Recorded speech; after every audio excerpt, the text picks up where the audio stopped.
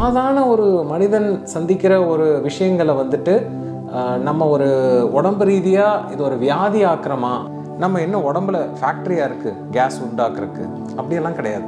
நம்ம தண்ணி மட்டும் குடிக்கிறது இல்லை, காற்றும் சேர்ந்து தான் குடிக்கிறோம். அது வெளியே தான் வர செய்யும். அசிங்கப்படாதீங்க, don't be ashamed. South Indians are very prone for lactose intolerance. வணக்கம். ரொம்ப நாள் கழித்து யூடியூப்பில் ஒரு பதிவு போடணும்னு ஒரு எண்ணம் வந்துச்சு. ரொம்ப காம்ப்ளிகேட்டடாக இல்லாமல் ரொம்ப சிம்பிளான டாபிக். ஆனால் நினச்சி பார்த்தா நம்ம எல்லாருமே இந்த பிரச்சனையினால் கஷ்டப்பட்டுட்டு தான் இருக்கோம். அப்படி என்ன பிரச்சனைன்னு யோசிக்கிறீங்களா? கேஸ். என்னடா ஒரு கேஸ்ட்ரோஎன்ட்ராலஜிஸ்ட் கேஸை பற்றி பேசாமல் என்ன பேசுவேன்னு யோசிக்கிறீங்களா? இது விளையாட்டில், பட் நம்மளை சுற்றி இருக்க எத்தனையோ மக்களுக்கு தான் ஏப்பம் விடுறதும் கீழ் வழியாக கேஸ் பாஸ் பண்ணுறதும் ஒரு மிகப்பெரிய ஒரு ஒரு அன்கம்ஃபர்டபுள்னஸையும் ஒரு டிஸ்கம்ஃபர்ட்டையும் கொடுக்குது. ஒரு மன நிம்மதியை குலைக்குதுன்னே சொல்லலாம். ஒருத்தங்க ரீசெண்டாக தான் வீட்டை விட்டு அவங்க அப்பா ரொம்ப ஏப்பம் சத்தமாக விடுறாருன்னு சொல்லி அந்த வீட்டை காலி பண்ண சொன்ன ஒரு லேண்ட் ஓனர் சொல்லிட்டாருன்னு சொல்லி வீடே மாற்றின கதையெல்லாம் சமீபத்தில் கேள்விப்பட்டேன். ஒரு தம்பி தான் ஒர்க் பண்ணுற ஆஃபீஸில் ஒரு ஏசி ஆஃபீஸில் இருக்கிறதுனால தான் நிறைய கேஸ் ரிலீஸ் பண்ணுறதாகவும் தன்னை சுற்றி இருக்கிற நண்பர்களும் சக மெம்பர்ஸும் அதை பற்றி ஒரு ஜோக்காக பாஸ் பண்ணுறாங்கங்கிறனால அந்த வேலையை ரிசைன் பண்ண கதையெல்லாம் இருக்குது. இதெல்லாம் கேட்கும்போது நம்மளுக்கே ஒரு எண்ணம், சாதாரண ஒரு மனிதன் சந்திக்கிற ஒரு விஷயங்களை வந்துட்டு நம்ம ஒரு உடம்பு ரீதியாக இது ஒரு வியாதி ஆக்கிரமா அதோட பிரதிபலிப்பு தான் இந்த பதிவு. ஸோ கேஸ்னா என்ன, இது எங்கிருந்து வருது, இதனால என்ன பிரச்சனை வருது அப்படின்னு நினைக்கும் போது தான் இந்த பதிவு போடணும்னே எனக்கு தோணுச்சு. நம்ம இந்த கேஸுங்கிறத வந்துட்டு எங்கிருந்து ஆரம்பிக்குதுன்னு நம்ம புரிஞ்சுக்கணும். நம்ம என்ன உடம்புல ஃபேக்ட்ரியா இருக்கு கேஸ் உண்டாக்குறதுக்கு, அப்படியெல்லாம் கிடையாது. நம்ம முழுங்குற காத்தும் நம்ம உண்ற உணவும் உள்ள குடலுக்குள்ள நடக்கிற டைஜஷனும், நம்ம டைஜஷன் ஆகாம வர ஃபுட்டை வந்துட்டு குடலுக்குள்ள இருக்கிற பாக்டீரியா வேலை செய்யும் போது உருவாகிறதெல்லாம் தான் நம்ம உடம்புக்குள்ள இருக்கிற கேஸ். இதை ஃபர்ஸ்ட் எல்லாரும் புரிஞ்சுக்கணும். கேஸை தயாரிக்கிறதுக்கு உள்ள கடவுள் பம்பு கிரியேட் பண்ணவில்லை, நெவர். எல்லாரும் இதை தப்பா புரிஞ்சுக்கிட்டு இருக்காங்க. இது நம்மளா உண்டாக்குற ஒரு ப்ராப்ளம். ஸோ இதுலேருந்து நம்ம வெளியே வர்றதுக்கும் நம்ம எஃபர்ட் வேணும். இதுதான் நம்ம முக்கியமாக பதிவு பண்ண வேண்டிய ஒரு விஷயம். உங்களுக்கு எல்லாத்துக்கும் தெரியுமா நம்ம எத்தனை தடவை கீழ் வழியாக கேஸ் ரிலீஸ் பண்ணுறோன்ட்டு? சும்மா ஒரு கெஸ் சொல்லுங்கள். 5 தடவையா, 10 தடவையா, 50 தடவையா? சும்மா ஒரு ரஃபாக சொல்லுங்கள். ஆச்சரியமாக இருக்கா? 15 to 25 தடவை, மணிக்கு ஒரு தடவை நம்ம கேஸ் நம்மளுக்கு தெரியாமையோ தெரிஞ்சோ பாஸ் பண்ணிட்டு தான் இருக்கோம்.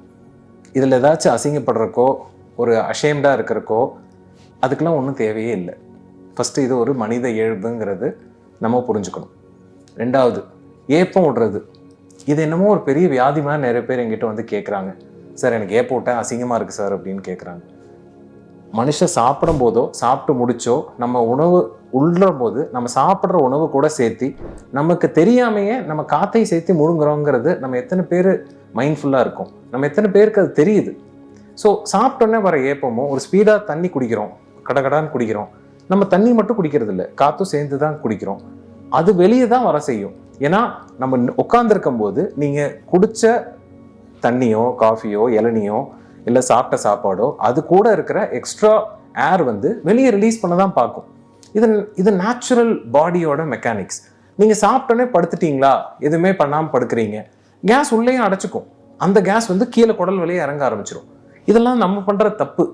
ஸோ இது எல்லாமே நம்ம சொல்லுவாங்க, பெரியவங்க சொல்லுவாங்க தெரியுங்களா, வாயை மூடி சாப்பிடுப்பா, வாயை திறந்து சாப்பிடாத, நல்லா மென்று சாப்பிடு, இதெல்லாம் சொல்லுவாங்க தெரியுங்களா.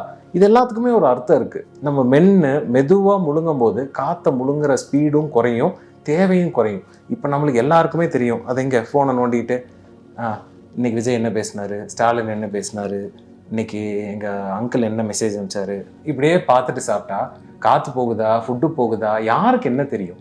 இது mindless eating is one of the commonest reasons where நம்ம என்ன சாப்பிட்றோன்னே தெரியாமல் சாப்பிட்றது தான் இது எல்லாத்துக்குமே ஒரு மூல காரணமாக இருக்குது. சராசரியாக நம்ம உடம்புக்குள்ள ஒரு 1 to 1.5 லிட்டர் கேஸ் சராசரியாக உற்பத்தி ஆகிட்டு கீழே மூவ் பண்ணி சர்வசாதாரணமாக கீழேயும் மேலேயும் மூவ் ஆகிட்டு இருக்கிறது தான் normal. So in rough estimate நம்மளுக்கு வர வழியாக வர கேஸ், நம்ம ஏப்பமாக இருந்தாலும் சரி, கீழ் வழியாக பாஸ் பண்ணுற கேஸாக இருந்தாலும் சரி, தயவு செய்து இதை பற்றி அசிங்கப்படாதீங்க. Don't B ashamed. இது ஒரு வியாதி கிடையாது. ஃபர்ஸ்ட் அண்ட் ஃபார்மோஸ்ட் பெரிய டிஸ்க்ளைமர் இதுதான். செகண்ட், முக்கியமாக நம்ம எல்லாருக்குமே எனக்கு கேஸ் பாஸ் பண்ணாவே ஏதோ ஒரு கெட்ட வாடை அடிக்குது டாக்டர் அப்படிம்பாங்க. அப்படி கேஸ்குள்ளே என்ன இருக்குது? நீங்கள் நினைக்கிற மாதிரி புதுசாக உருவாகி வெளியே வர்றதுக்கு அங்கே ஒன்றுமே கிடையாது. நார்மலாக நம்ம சுற்றி இருக்கிற மாதிரி carbon di oxide, methane, hydrogen இதெல்லாம் தான் இருக்குது. எப்போ ஒரு கேஸ் நம்ம ரிலீஸ் பண்ணும்போது ஸ்மெல்லி ஆகும்னு கேட்டால் அதில் சல்ஃபர் கலந்த பொருட்கள் ஏதாவது இருந்தால் தான் அது வரும். அது எப்போ வரும்னு கேட்டிங்கன்னா, ஒரு bacterial action on undigested food இது வரும்போது தான் இது கேரக்டரிஸ்டிக்காக சல்ஃபர் ப்ரொடக்ஷன் ஜாஸ்தி ஆகுது. அந்த சல்ஃபர் ப்ரொடக்ஷன், அந்த மீத்தேன் ப்ரொடக்ஷன் தான் அந்த ஒரு பேட் ஓடருக்கு மோஸ்ட் ஆஃப் த ரீசனாக இருக்குது. இதை தவிர நம்ம பாஸ் பண்ணுற கேஸோ ஏப்ப விடுறதையோ நீங்கள் தயவு செய்து எம்பராசிங்காக நினைக்காதீங்க. அப்படி ரொம்ப ஃபவுல் ஸ்மெல்லிங்காக இருக்குது, உங்கள் ஒர்க்கில் டிஸ்டர்ப் ஆகுது, உங்கள் ஸ்கூலில் டிஸ்டர்ப் ஆகுது, நீங்கள் இருக்கிற வீட்டில் டிஸ்டர்ப் ஆகுதுன்னா அப்புறம் நீங்கள் சாப்பிட்ற ஃபுட்டை நீங்கள் கவனித்து பாருங்கள். எத்தனை பேருக்கு உங்களுக்கு பால் சேராதுன்னு தெரியும். ஒரு சேராத பால், நான் பிறந்ததுலேருந்தே பால் குடிக்கிறேனே, எனக்கு ஒன்றும் பிரச்சனையே இல்லைம்பாங்க. ஆனால் நீங்கள் பாலை 3 வாரம் விட்டு பாருங்கள், உங்கள் கேஸ் மாறுதான்னு பாருங்கள். ஏன்னா South Indians are very prone for lactose intolerance, not as allergy. உங்களுக்கு பால் ஒவ்வாமை இருக்கிறது வேற, ஆனால் டைஜஷன் இருக்கிற லாக்டேஸுங்கிற என்சைம்ஸ் வந்து உங்கள் குடலில் கம்மியாக இருக்கலாம். ஸோ நீங்கள் குடிக்கிற பால் அப்படியே இறங்கி போய் அது பாக்டீரியாவுக்கு உணவாக மாறி அந்த பாக்டீரியா ஓவர் க்ரோத்னால இந்த மாதிரி கேஸஸ் ரிலீஸ் ஆக வைக்கிறோம். இதனாலேயே ஒரு ஸ்மெல்லி பவல் மூமெண்ட் ஆகட்டும், ஒரு ஸ்மெல்லி கேஸாக வரக்கும் வாய்ப்புகள் உண்டு. மோஸ்ட் காமன் இந்த கேஸ்னால நம்மளுக்கு எப்படியெல்லாம் வரும். சில பேர் சொல்லுவாங்க, இதை அமுத்தி பாருங்க டாக்டர், இதை அமுத்துனா எனக்கு இங்கெல்லாம் கேஸ் மாட்டிக்கிச்சு, இங்கே அமுத்துனா கேஸ் ரிலீஸ் ஆகுது, இங்கே அமுத்துனா கேஸ் ரிலீஸ் ஆகுதுன்னு. சத்தியமாக சொல்கிறேங்க, இங்கே ப்ரெஸ் பண்ணி நம்ம குடலில் உண்டாக்குற கேஸ் வந்து கைக்கு போயோ காலுக்கு போயோ கழுத்தில் போயோ எங்கேயும் போய் லாக் ஆகி உட்காராது. அது நம்மளோட கன்வர்ஷன், நம்ம அப்படி நினச்சிட்டு இருக்கோம். ஆனால் உண்மை என்னன்னா, இவங்க நிறைய பேர் வந்து எனக்கு கண் கூட டெமான்ஸ்ட்ரேட் பண்ணி காட்டுவாங்க, ப்ரெஸ் பண்ணோடனே ஒரு ஏப்பை விட்டு காட்டுவாங்க. இவங்க எல்லாருமே நான் சொல்லிக்கூடிய ஒரு இம்பார்ட்டண்ட்டான வார்த்தை ஏரோஃபேஜியா. நீங்கள் காற்றை விழுங்கி அதை வெளியே விட்டு பழகிட்டீங்க, இதுதான் உண்மை. இது சுப்ரா கேஸ்ட்ரிக் பெல்ச்சிங் அப்படின்னு சொல்லுவோம். இது ஒரு கெட்ட பழக்கம், நெகங்கடிக்கிற மாதிரி. பதட்டமாக இருக்கிறவங்களுக்கு, ரொம்ப ஆழ்ந்த ஏதோ ஒரு யோசனையிலே இருக்கிறது, ரொம்ப டிப்ரெஸ்டாக இருக்கிறவங்க, இவங்க எல்லாருமே இந்த சுப்ராகாஸ்ட்ரிக் பெல்ச்சிங், இந்த ஏரோஃபேஜியா, காற்றை விழுங்கி விழுங்கி இங்கே இருக்கிற ஒரு பிளாக் மாதிரி இருக்கிற சென்சேஷன் எனக்கு ரிலீஸ் ஆகுதுன்னு நினச்சி பண்ணி பழக்கப்பட்டுட்டீங்க. ஆனால் இவங்க எல்லாத்துக்குமே காமனாக இருக்கிற ஒரு இம்பார்ட்டன்ட் பாயிண்ட், இவங்க மவுத் ப்ரீதிங் பண்ணுவாங்க. நீங்கள் வீட்டில் யாராச்சும் ரொம்ப ஏப்ப விடுறவங்க இருந்தாங்கன்னா அவங்கள கவனித்து பாருங்கள். ஒரு நிமிஷமாக வாய் வழியாக மூச்சு விடாதீங்க, அதை ஒரு நிமிஷம் கான்ஷியஸாக நோஸ் ப்ரீதிங் பண்ணுங்கன்னு சொல்லி பாருங்கள். அவங்களால கண்டிப்பாக பண்ணவே முடியாது. நோஸ் வழியாக நீங்கள் மூச்சு விடும் போது அந்த காற்று வயிற்றுக்கு போகிற அளவுக்கு அவங்க எடுத்துகிட்டு போகிற கெப்பாசிட்டி குறையும். அவங்க கான்ஷியஸாக ப்ரீத் பண்ணும்போது இந்த ஏப்ப விடுற பழக்கமே குறையும். ஸோ ஏரோஃபேஜியாங்கிறது பல பேர் வீட்டில் சகஜமாக பார்க்குற ஒரு பிரச்சனை. அவங்க எல்லாத்துக்கும் நான் சொல்கிற ஒரே ரெமெடி, ஒன்று வீட்டில் இருக்கவங்க அப்சர்வ் பண்ணி அவங்கள நோஸ் ப்ரீதிங் பண்ண வைங்க. 2வது ஸ்டெப் வந்து டயஃப்ரமேட்டிக் ப்ரீதிங். டயஃப்ரம்னா ஒன்றும் பெருசு விஷயம் கிடையாது. இப்போ நம்மளுக்கு இருக்கிற சதை மாதிரி நுரையீரலுக்கும் நம்ம ஸ்டமக் அப்டமன் ஏரியாவையும் பிரிக்கிற ஒரு மசில், அந்த மசிலுக்கு பேர் டயஃப்ரம். இந்த டயஃப்ரம்ங்கிறது தான் நம்மளோட ஒரு மேலும் ஒரு நாதஸ்வரம், இதுக்கு எல்லாத்துக்குமே ஒரு டயஃப்ரம்னு சொல்கிறது ஒரு தோலை வந்து அடைச்சி வைப்பாங்க. அதோட மூமெண்ட்டும் அதோட தட்டும் போது வர சவுண்டு தான் பல மியூசிக்கல் இன்ஸ்ட்ருமெண்ட்ஸ். அந்த மாதிரி நம்மளுக்கு ஒரு மசில் தான் நம்ம நுரையீரலையும் வயிறையும் பிரிக்குது. இந்த மசில் வந்து நம்ம மூச்சு எடுத்து விடும்போது அது ஏறி இறங்கும், அது கூட சேர்ந்து விரியறது தான் இந்த நுரையீரலோட செயல்பாடு. இந்த டயஃப்ரமேட்டிக் ப்ரீதிங் அப்படிங்கிறது நம்ம இந்திய கலாச்சாரத்தில் எல்லா யோகிகளும் எல்லா யோகா ப்ராக்டிஷனரும் மதத்தை மீறி ரிலீஜன் மீறி எல்லாருக்கும் சொல்லி கொடுக்குற ஒரு எளிய உடற்பயிற்சின்னே சொல்லலாம். இந்த பிராணாயாமா ஆர் இந்த ஒரு யோகிக் ப்ரீதிங் ஆர் டயஃப்ரமேட்டிக் ப்ரீதிங்கிறது நம்ம கல்ச்சர்லேயே ஊறி போன விஷயம், நம்ம மறந்த ஒரு விஷயம். இதை நான் உங்களுக்கு தயவு செய்து சொல்கிறேன். உங்கள் வீட்டில் யாராவது ரொம்ப ஏப்ப விட்டுட்டு யாராவது இருந்தாங்கன்னா நோஸ் ப்ரீதிங் பண்ண வைங்க. Second step mindful diaphragmatic breathing. இது என்ன டாக்டர், இது என்ன புதுசாக எதை சொல்கிறீங்க, என்ன பண்ணணும்? ஒன்றும் கிடையாதுங்க. ஒருத்தரை நேராக ஃப்ளாட்டாக படுக்க வைங்க, அவங்க காலை முட்டி லைட்டாக மடிச்சுக்க சொல்லுங்கள், வயிறை ஃப்ரீயாக ரிலாக்ஸாக வச்சுக்க சொல்லுங்கள், கையை கீழே சைடில் வச்சுக்க சொல்லுங்கள், கண்ணை மூடிட்டு அவங்க வயிறை மேலே போய் கீழே போகிறத அவங்க மூச்சோடும் போது கவனிக்க வைங்க. அந்த மூமெண்ட் வரும்போது அந்த டயஃப்ரம் ஏறி இறங்குறது அவங்களுக்கே தெரியும். அவங்க ஒரே ஒரு கான்ஷியஸாக மூச்சு உள்ளே இருக்கிறது 4 செகண்டுனா மூச்சு வெளியேறது 6 to 8 செகண்டாக மெதுவாக ரிலீஸ் பண்ணி அந்த வயிறோட மூமெண்ட்டை மட்டும் ஒன்று கையையே வயிறு மேலே வச்சு பார்க்க முடியும், இல்லை சைடில் கையை வச்சுட்டு ஜஸ்ட் அப்டமனோட மூமெண்ட்டை ஒரு மைண்ட் நிலையில் நீங்கள் கவனித்து பார்த்தீங்கன்னாவே உங்கள் டயஃப்ரமேட்டிக் மூமெண்ட் ப்ரீதிங்கை கற்றுக்க முடியும். இதை ஒரு 20 தடவை பண்ணி வெறும் வயிற்றில் இதை பண்ண போகிற முக்கியமான விஷயம், சாப்பிட்டுட்டு தயவு செய்து இந்த டயஃப்ரமேட்டிக் ப்ரீதிங் பண்ணாதீங்க. வெறும் வயிற்றில் பண்ணும்போது உங்கள் வயிறு ரிலாக்ஸாக உள்ளே போய் வெளியே வரதே தெரியும். உங்களோட ப்ரீதிங் மெத்தடே மாறும். இந்த ரொம்ப ஏப்பம் விடுற ஏரோஃபேஜியா மக்களுக்கு இதை விட பெட்டர் ட்ரீட்மெண்ட் உலகத்திலேயே கிடையாது. ஸோ இது உங்களுக்கு எத்தனை பேர் யூஸ்ஃபுல்லாக இருக்கும்னு தெரியல, பட் ப்ராக்டிஸ் பண்ணவங்க this is the best method across the major studies done not only in India, across US.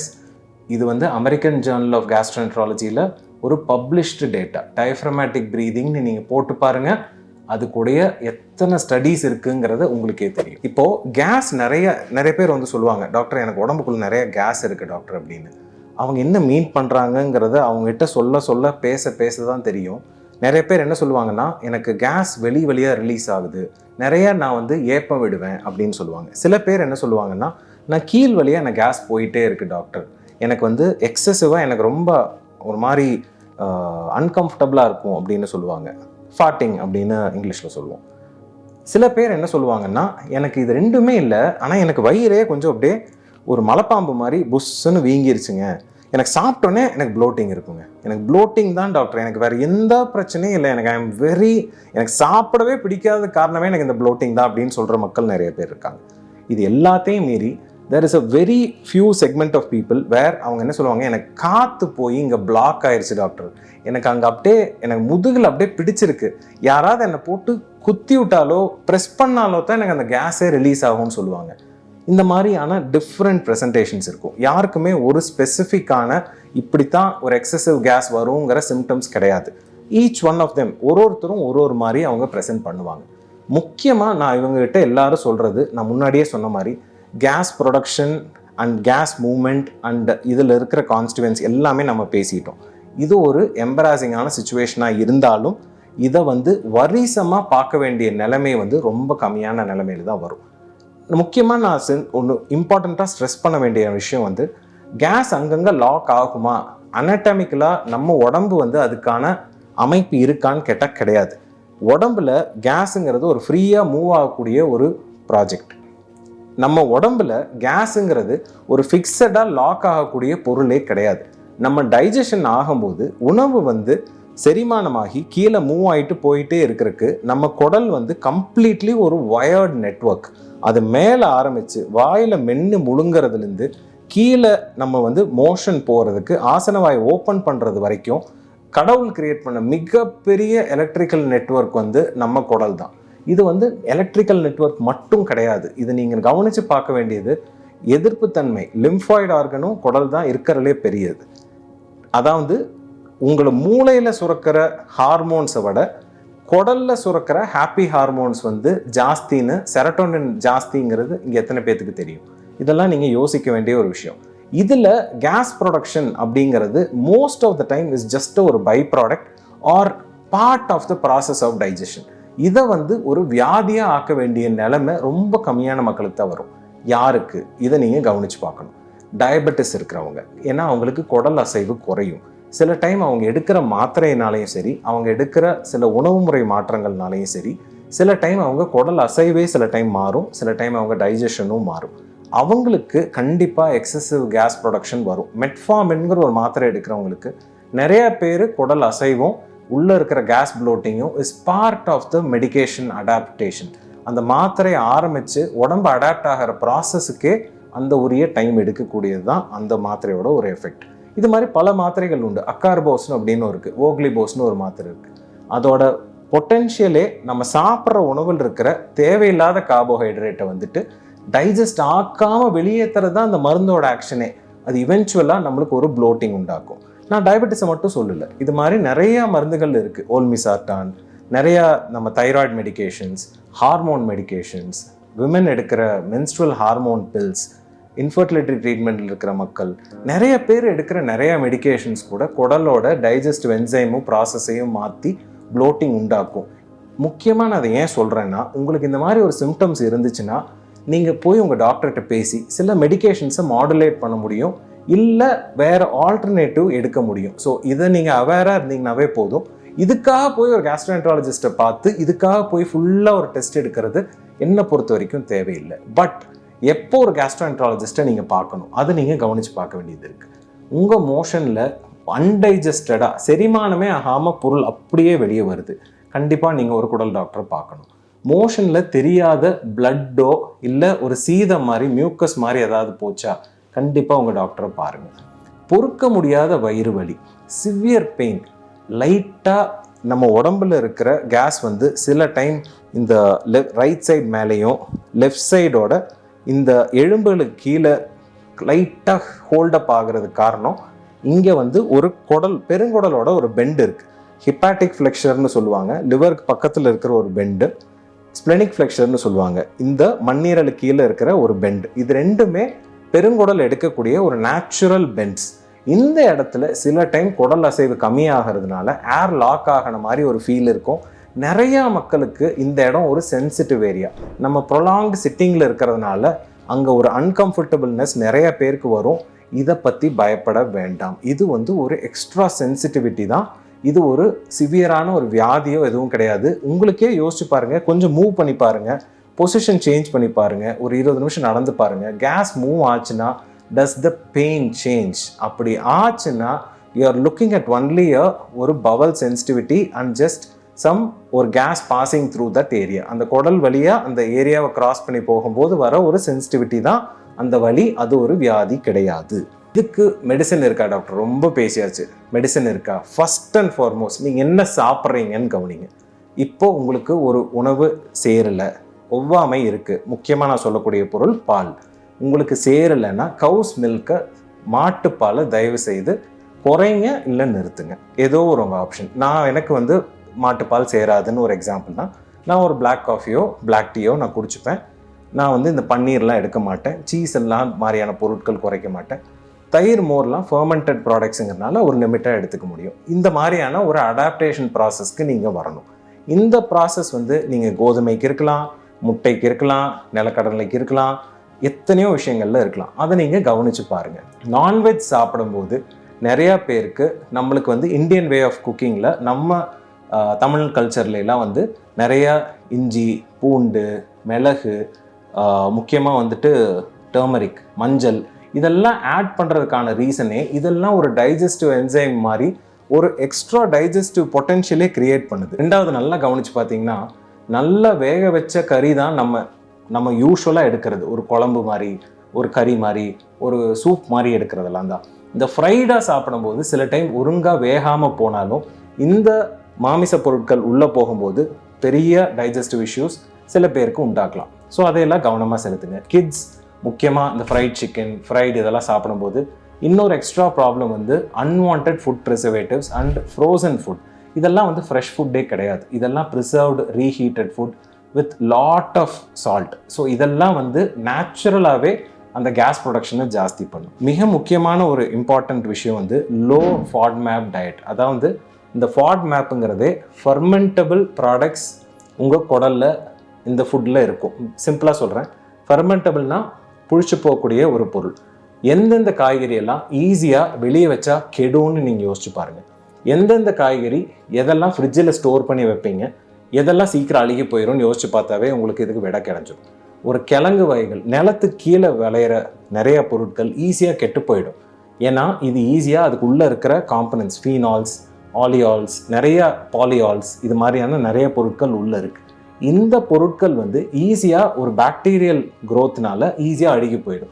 இதே மாதிரி குடல்லையும் அந்த அளவுக்கு கேஸ் ப்ரொடக்ஷனும் இந்த bacterial interaction with these products. இந்த மாதிரி நிலத்துக்கு கீழே விளையிற காய்கறிகளில் நிறைய உண்டாக்கும். இந்த ப்ராடக்ட்ஸ் வந்து ஒரு பெரிய லிஸ்ட், ஒரு லோ ஃபாட்மேப் டயட் அப்படின்னு ஒரு கூகுள்லையோ சாட்ஜிபிடிலையோ போட்டிங்கன்னா ஒரு பெரிய லிஸ்ட்டே வரும். அதை எல்லாத்தையும் நிறுத்துறது கஷ்டம். ஒரு பெரிய வெங்காயமும் ஒரு பூண்டும் ஒரு இஞ்சியும் இல்லாமல் சமைக்கிறது ரொம்ப கஷ்டம். ஆனால் உங்களால் குறைக்க முடியும். அதை குறைக்கும் போதே உங்களுக்கு அந்த ஈஸியாக ஃபெர்மெண்ட் ஆகிற பொருட்களோட கான்ஸ்டிவன்ஸ் குறைஞ்சதுனாவே நிறைய பேருக்கு இந்த ப்ளோட்டிங்கும் குறையும், கேஸ் ப்ரொடக்ஷனும் குறையும். நான் திருப்பியும் சொல்கிறேன், இந்த பொருளில் பிரச்சனை கிடையாது. இந்த மஞ்சள்லையும் சரி, இந்த கிழங்குலையும் சரி, நிறைய விஷயத்தில் அமேசிங் ஃபுட் சப்ஸ்டிவன்ஸ் இருக்குது, இம்பார்ட்டன்ட் கான்ஸ்டிவன்ஸ் இருக்குது. ஆனால் இந்த பொருள் வந்து நம்மளுக்கு குடல்ல ஒழுங்காக டைஜஸ்ட் ஆகாமல் உடலில் இருக்கிற பாக்டீரியா மட்டும்தான் அதுக்கு டைஜஸ்ட் ஆகிட்டு இருந்துச்சுன்னா அது வெறும் கேஸ் ப்ரொடக்ஷனில் தான் நிற்கும். So try to be smart in what you eat. இதுதான் major treatment for your bloating and distension. இதை தவிர ஆஸ் அ கேஸ்ட்ரோஎன்ட்ராலஜிஸ்ட் என்னால் என்ன ஆஃபர் பண்ண முடியும் அப்படின்னு கேட்டால், there are lot of digestive enzyme supplements along with சைமெத்திகோன்னு சொல்லக்கூடிய ஒரு நேச்சுரல் கேஸ் அப்சார்பிங் மெட்டீரியல் ஒன்று இருக்குது. ஆக்டிவேட்டட் சார்கோல்பாங்க. நம்ம நிலக்கரியை வந்து ஆக்டிவேட் பண்ணும்போது ஈஸியாக இந்த மாதிரி எக்ஸசிவ் கேஸையெல்லாம் அதை அப்சார்ப் பண்ணிடும். இதுவுமே நிறைய பேஷண்ட்ஸ்க்கு உபயோகமாக இருக்கும். சில பேஷண்ட்ஸ்க்கு வந்துட்டு குடல் அசைவு கம்மியாக இருக்கும்போது குடல் அசைவை இம்ப்ரூவ் பண்ணக்கூடிய மெடிகேஷன்ஸ் கொடுக்கும்போதும் அவங்களுக்கு வெரி குட் ரிலீஃப் கிடைக்கும். நாங்கள் எப்போ ஒரு பேஷண்ட்டுக்கு எண்டோஸ்கோப்பியோ கொலனோஸ்கோப்பியோ சஜஸ்ட் பண்ணுவோன்னா அவங்களுக்கு ஒரு வார்னிங் சைன்ஸ் இருக்கணும். Weight loss, severe pain, undigested food, severe ஒரு வெயிட் லாஸ், இதெல்லாம் இருக்கும்போது we are alarmed. நம்ம வந்து ஒரு சாதாரண ஒரு கேஸ் ப்ராப்ளம்க்கு மீறி we are thinking of something, or sometimes simple things like H. pylori infection. அது ஒரு நேச்சுரல் பாக்டீரியல் இன்ஃபெக்ஷன் நம்ம இரைப்பையில் வர்றது. இந்தியாவில் வந்து 80% மக்களுக்கு அது இருக்கிறதுக்கான வாய்ப்புகள் இருக்குது. ஆனால் வியாதி உண்டாக்குற அளவுக்கு வரும்போது தான் அதுக்கு வைத்தியம் தேவை, எண்டோஸ்கோப்பி தேவை, ஆன்டிபயோட்டிக் தேவை. ஸோ எல்லாருக்கும் H. pyloriக்கு மெடிகேஷன் எடுக்க தேவையில்லை. ஆனால் இதே வந்து வளர விட்டால் சில டைம் அது அல்சர் மாதிரியும் பிரச்சனையும் உண்டாக்கலாம். ஸோ அந்த விஷயத்துலலாம் உங்களோட ஃபேமிலி டாக்டரை கவனித்து கேட்டு தேவை இருந்தால் மட்டும் டெஸ்ட் பண்ணி ட்ரீட்மெண்ட் எடுத்துக்கோங்க. Thank you so much.